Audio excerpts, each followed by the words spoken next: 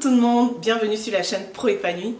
Je suis tellement heureuse, tellement contente, tellement, ça faisait longtemps, j'avais pas tourné de vidéo, donc je suis tellement contente de vous retrouver sur la chaîne. On va pas démarrer avec les raisons de mon absence, parce que je pense qu'il y a plus intéressant pour vous, vraiment. Il y a plus intéressant pour vous là, restez jusqu'à la fin de la vidéo, parce que avec certains partenaires, avec des recruteurs, on vous a préparé quelque chose qui va radicalement changer votre carrière. Comme ça a été le cas pour la mienne en fait. Donc vous verrez, vous multiplierez vos revenus par 10, par 15, par 20, bien plus même encore. Et puis vous aurez plus de flexibilité aussi dans votre travail, plus d'indépendance. Et c'est vraiment quelque chose de concret qui a très bien fonctionné pour moi et qui fonctionne pour tellement de gens autour de vous. Donc restez jusqu'à la fin de la vidéo et puis on en reparle. Donc avant de démarrer, abonnez-vous. Et puis une fois que c'est fait, let's go! Alors comme je vous expliquais en introduction, aujourd'hui on va parler du consulting indépendant. Je pense que certains d'entre vous savent déjà ce que c'est. Parce qu'il y a plusieurs d'entre vous qui me suivaient, que j'ai eu déjà maintes occasions de croiser dans la vie réelle en fait, en physique, et à chaque fois cette question est revenue: comment on fait pour être consultant indépendant, est-ce que c'est pas risqué, etc. Donc il était temps que je vous fasse cette vidéo. Je voulais la faire depuis au moins 1 an en fait. Je procrastinais, ce n'est pas bien, mais voilà, enfin je peux la faire vraiment, et je pense que ce temps m'a permis aussi de peaufiner un projet gagnant-gagnant en fait, un projet qui sera vraiment à votre avantage et qui vous permettra de vous lancer à votre tour sans risque. Alors, consultant indépendant, concrètement, qu'est-ce que c'est? Un consultant, c'est un expert. Non, c'est pas forcément un expert, je vous assure, dans la vraie vie, c'est pas du tout forcément ça, pas du tout. Ne vous mettez aucune barrière, vraiment. C'est consultant indépendant, mais c'est tout simplement travailler à votre propre compte. C'est-à-dire qu'au lieu d'être salarié d'une entreprise, lié à cette entreprise par un contrat de travail avec tout ce que ça engendre comme contraintes en termes d'horaire, etc., à la place, vous êtes à votre propre compte. L'entreprise vous rémunère comme un sous-traitant, j'ai envie de dire.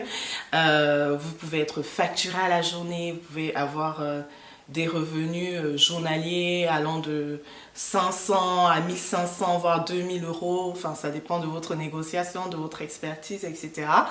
Et ça se fait de plus en plus ici. À Londres, ça se faisait depuis des années. Je pense que c'est même en fait le modèle de base là-bas. D'être consultant indépendant, mais en France, ça a tardé un peu à se mettre sur pied. Donc les avantages, vous l'aurez compris, ils sont principalement financiers. Vous pouvez multiplier vos revenus à coup sûr par 2, par 3, par 4, par 5, franchement, tout est possible. Parce que vous, en général, vous êtes facturé à la journée, et comme je vous ai dit, c'est des facturations qui vont à peu près de 400 euros à 1500, 2000, enfin ça dépend de votre expertise et de votre sens de la négociation. Donc il y a des raisons financières, mais aussi il y a des raisons tout simplement liées à votre rythme de vie. Donc moi, personnellement, quand je me suis lancée, c'est aussi parce que je voulais être plus indépendante, flexible dans ma gestion du temps. Et beaucoup de gens font ça, en fait, ils se lancent, ils travaillent peut-être 3-4 mois, et puis ils s'arrêtent, ils se concentrent sur leur projet d'entrepreneuriat ou alors sur leur vie familiale, et puis ils reprennent encore. Parce que tellement les revenus sont intéressants qu'en fait, en travaillant 3-4 mois par an, vous pouvez largement déjà couvrir en fait vos besoins de l'année. Donc c'est vraiment, j'ai envie de dire, la transition parfaite vers l'entrepreneuriat. Pour ceux qui souhaiteraient se lancer dans l'entrepreneuriat. Alors, les questions qui reviennent souvent, c'est « Ouais, comment je vais faire pour trouver ma première mission ?» Ou alors, et qu'est-ce qui se passe si je cherche une mission, j'en trouve pas, c'est quand même risqué, cette instabilité. Ou alors, ouais, en fait, j'ai entendu dire que les entreprises ont une liste de cabinets référencés. Et moi, donc, comment je fais pour être dans cette liste? Si je n'y suis pas, je ne pourrais pas travailler par ces entreprises-là, etc. Ben, sachez qu'il y a tellement de mécanismes qui existent aujourd'hui que franchement, si vous ne vous lancez pas à cause de ce genre de questions, hein, c'est vraiment dommage. Et c'est la raison pour laquelle j'organise un live le 22 septembre prochain. Retenez cette date, jeudi 22 septembre à 20 h sur Zoom. Donc il faut vous inscrire, l'inscription gratuite. Et lors de ce live, il y aura l'associé d'un grand cabinet de conseil à Paris, spécialisé sur le secteur de la finance, qui va répondre à toutes vos questions. Et c'est quelqu'un que je connais depuis longtemps. Et c'est cet associé qui, à l'époque, m'avait accompagné aussi pour que je me lance en indépendant. Il m'avait donné plein de conseils, je me souviens. Moi aussi, d'ailleurs, c'est lui qui m'en avait parlé la première fois, en fait. Ouais, à mon dernier poste de salarié, en fait...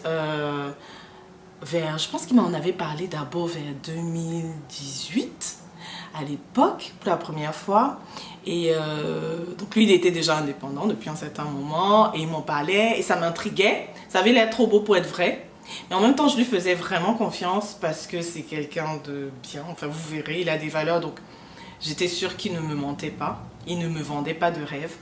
Et donc quand il m'en a parlé, franchement ça a commencé à travailler dans ma tête. Je me disais mais en fait c'est ce qu'il me faut. J'en ai marre de ce boulot, je n'avance pas, je me sens exploitée. Donc en fait ça sert à rien que je reste ici salariée. Vaut mieux que je me lance à mon compte. Et donc c'est comme ça que finalement je l'ai fait concrètement. J'ai aussi échangé. J'avais aussi discuté avec une autre amie qui s'était lancée à l'époque avant moi. Donc je posais plein de questions. C'est pour ça que je vous invite à venir à cet événement et poser des questions. Vraiment, avant de vous lancer, si vous avez des doutes, c'est normal, posez des questions et vous verrez qu'il y a vraiment des réponses à toutes vos questions. Il y a des solutions à tous ces blocages-là, mais vous verrez qu'en fait, c'est juste des peurs qui vous empêchent d'avancer et de vous épanouir dans votre carrière. Donc en fait... pareil, j'avais échangé avec une amie, j'avais mon beau-frère qui s'était lancé, lui alors depuis, oh là là, je pense que ça fait plus de 10 ans qu'il est lancé en tant que consulting indépendant. Et voilà, qui gagnait très bien sa vie. Et en fait, chacune de ces personnes à chaque fois me disait, ah mais non, moi j'ai jamais vraiment galéré pour trouver de mission en fait. Ça s'est toujours fait naturellement. Ou alors, je suis restée à ce poste consultant dans la même entreprise pendant 3, 4, 5 ans. Oui, ça se peut en fait.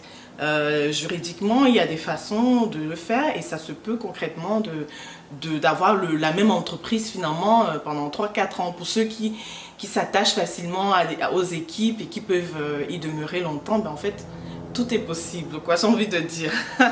Donc venez à cet événement si vous avez des questions. Cet associé sera là pour vous répondre et le plus c'est qu'il viendra avec des offres concrètes de mission en ce moment. Les amis, c'est la raison pour laquelle je fais cette vidéo, c'est que il y a tellement d'opportunités de mission en ce moment, le marché est tellement dynamique, franchement je comprendrais même pas pourquoi vous voulez pas sauter le pas. Là, c'est vraiment le bon moment. Donc, d'un côté, il y a ce cabinet-là, en fait, avec lequel je travaille habituellement. Et j'ai un autre cabinet qui m'a contacté aussi pour que je prospecte un peu auprès de vous pour savoir qui est intéressé, parce qu'il y a des opportunités. Les deux sont sur des métiers spécifiques, distincts de la finance. Et j'en ai encore 3, 4 comme ça en tête, en fait, qui ont plein d'offres, encore plein d'offres à pouvoir pour vous placer auprès des entreprises et dans un système vraiment gagnant-gagnant. Vous pouvez avoir des rémunérations, voilà, en moyenne 700, 800 euros, que ce soit en direction financière, je des postes, je sais pas, comptabilité, consolidation, contrôle de gestion, ou plus vraiment finance pure, là, risque management, risque d'investissement, risque de crédit, analyse financier, business analyst, plus IT, etc. Franchement, les amis, il y a tellement d'offres. Donc, si vous doutez, venez, inscrivez-vous. Et lors de l'inscription, il y a une question optionnelle pour connaître un peu votre profil. Donc, si vous êtes intéressé, vous cherchez votre première mission, vraiment précisez votre profil et en fait, l'associé viendra avec des offres concrètes pour vous accompagner, pour que vous décrochiez votre première mission.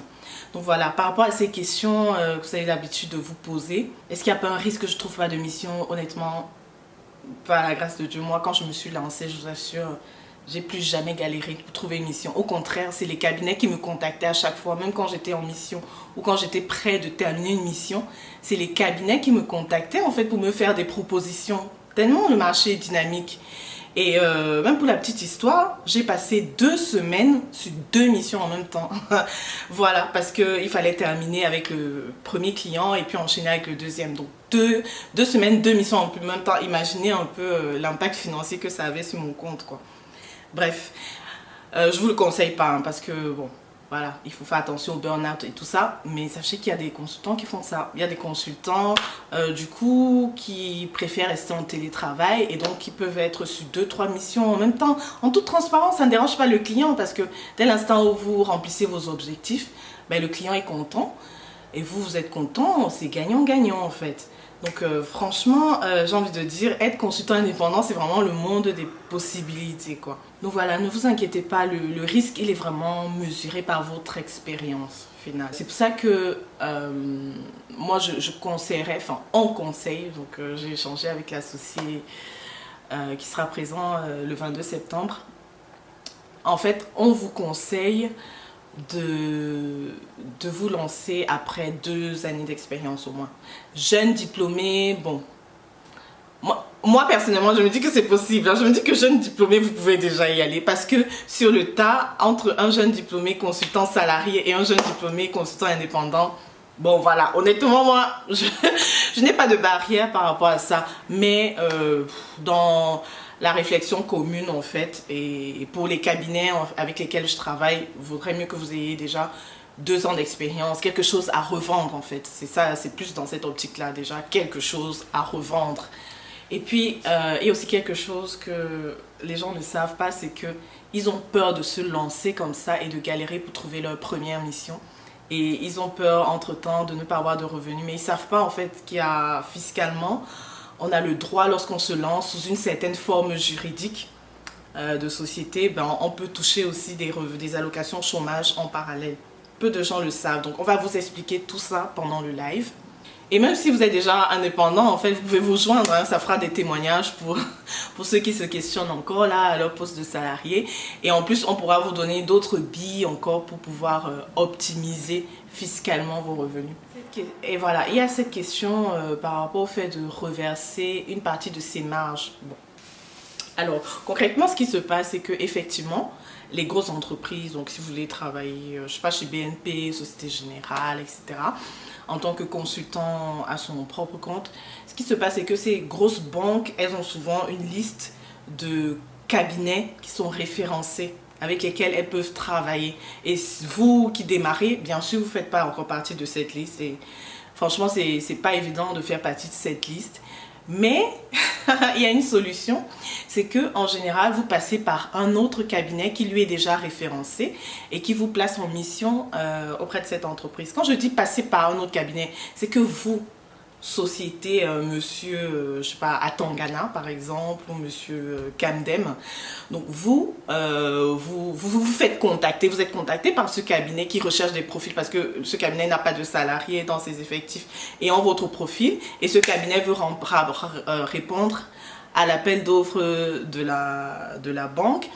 Donc ce cabinet vous sollicite, oui, est-ce que vous êtes intéressé, disponible, etc. Vous dites oui, et donc le cabinet vous présente au client. Voilà, tel consultant qui a le profil, qui peut répondre à votre besoin. Et si vous plaisez au client, hop, on signe le contrat. Donc vous signez le contrat avec le cabinet. C'est un contrat de sous-traitance en toute indépendance. Et le cabinet signe un contrat avec l'entreprise. Bon, ce qui se passe alors quand pas de reversement de marge, c'est que le cabinet va signer un contrat avec l'entreprise en vous vendant peut-être, je sais pas, à 1200 € par exemple, vous voyez, 1200 €. Et sauf que vous, le cabinet après vous rétribuera, je sais pas, 700 ou 800 €. Et donc le cabinet va prendre 400 € de marge. Donc en général, ces marges-là peuvent aller de 10 à 15, 20, 25, 30%, en fait, tout est possible. Mais il ne faut pas que ça vous frustre en fait. Enfin, pour moi, il n'y a aucun mal à ça. C'est gagnant-gagnant finalement parce que sans ce cabinet, vous n'auriez pas eu l'opportunité en question. Vous n'auriez pas obtenu la mission. Et en plus, ça reste très intéressant en fait. Si vous êtes facturé 700 ou 800 euros, excusez-moi, mais c'est la belle vie quoi. Franchement, si vous essayez de faire le ratio entre ces 800 euros tous les jours et peut-être vos 3000 euros de salaire mensuel, enfin, il n'y a pas photo quoi. Ça reste très, très intéressant. Donc voilà les amis, n'hésitez pas, avant cet événement, vous pouvez poser vos questions. N'hésitez pas, posez les questions en commentaire. Si vous avez des choses, des sujets que vous aimeriez qu'on aborde, on les abordera. Et surtout, inscrivez-vous. Inscrivez-vous pour avoir le lien Zoom. Donc rendez-vous jeudi 22 septembre à 20 h. Je serai présente pour répondre à vos questions et l'associé de ce grand cabinet de conseil en finance sera présent également avec des opportunités de mission rien que pour vous. Donc voilà, l'objectif c'est de vous accompagner, que vous ne soyez pas seul dans cette transition salariat consulting. Vous accompagner comme moi aussi j'étais accompagnée, comme la société accompagnée, bref. Rejoignez-nous au cours de ce live. Nous serons ravis de répondre à toutes vos questions en toute transparence, vraiment vous présenter tous les mécanismes qui existent aujourd'hui pour que vous puissiez passer de salarié à consulting indépendant, que ce soit salarié dans une entreprise ou salarié dans un cabinet de conseil, à consulting indépendant en toute transparence, en limitant les risques, en fait, avec un risque vraiment mesuré. Et voilà.